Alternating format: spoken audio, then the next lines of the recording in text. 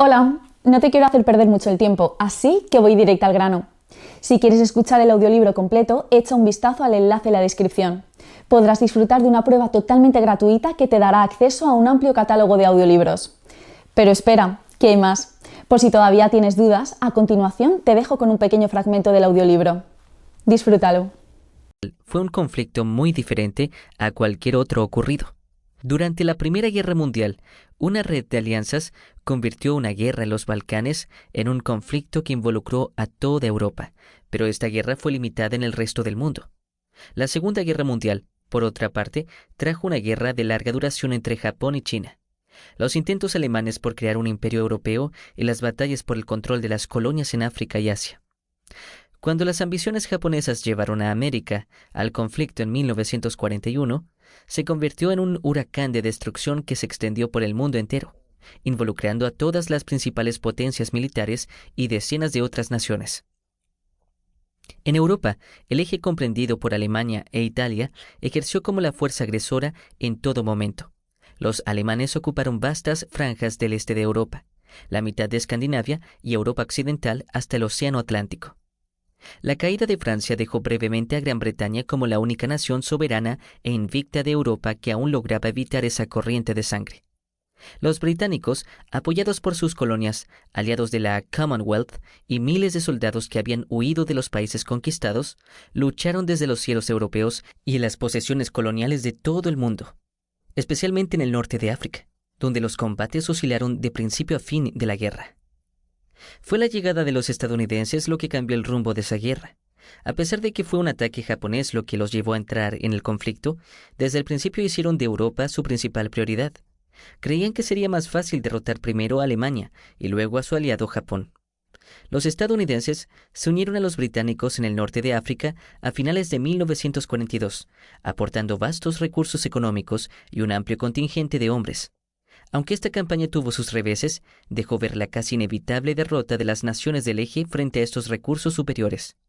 Los aliados llevaron a las fuerzas del eje contra las cuerdas, haciendo cada vez su frente más pequeño, y fue en Túnez donde los últimos alemanes e italianos se vieron obligados a rendirse.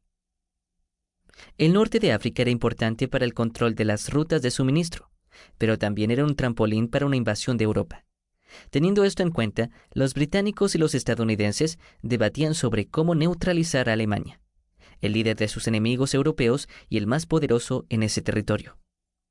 Los estadounidenses optaban por desarrollar un gran plan para invadir a Francia, liberar a otro aliado potencialmente poderoso e iniciar desde allí directamente un ataque a Alemania. Los británicos, que tenían menos recursos y lucharon desde el principio contra las fuerzas del ejército alemán, querían un enfoque más cauteloso, luchando paso por paso, aprovechando las oportunidades que pudiesen surgir. Si pudieran ganar la guerra bombardeando Alemania o invadiéndola a través de alguna otra parte, podrían evitar los riesgos y gastos que implicaría un desembarco en Francia. El resultado fue un compromiso entre las partes. Algunos recursos se usaron en la invasión de Italia desde África en 1943, mientras que una porción más grande se mantuvo en reserva para invadir Francia al año siguiente. La campaña italiana fue un éxito, ya que el gobierno de ese país cambió de bando casi inmediatamente, obligando a los alemanes y a aquellos italianos que los respaldaban a luchar contra la residencia local, así como contra los invasores extranjeros. Pero fue una campaña lenta en la que Kesselring, el comandante alemán, construyó una serie de líneas defensivas que ralentizaron y, finalmente, lograron detener el avance aliado. Mientras tanto, la guerra se estaba tornando en contra de los alemanes en Europa del Este. Tras haber traicionado e invadido a sus antiguos aliados de la Unión Soviética, los alemanes se estancaron en una guerra extenuante contra una nación de inmensos recursos y determinación insaciable. El frente oriental se convirtió en una gran hemorragia para la máquina de guerra alemana, haciendo que una invasión exitosa por el oeste fuese más plausible.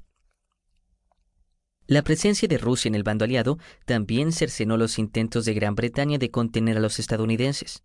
Los británicos querían retrasar la invasión de Francia el mayor tiempo posible, dejando que fuesen los rusos quienes debilitaran a las naciones del eje. Pero los rusos, naturalmente, querían ver aplacada la presión sobre ellos mediante la intervención occidental más pronto que tarde. Fue la herencia de la habilidad política del primer ministro Winston Churchill y sus diplomáticos la causa de que los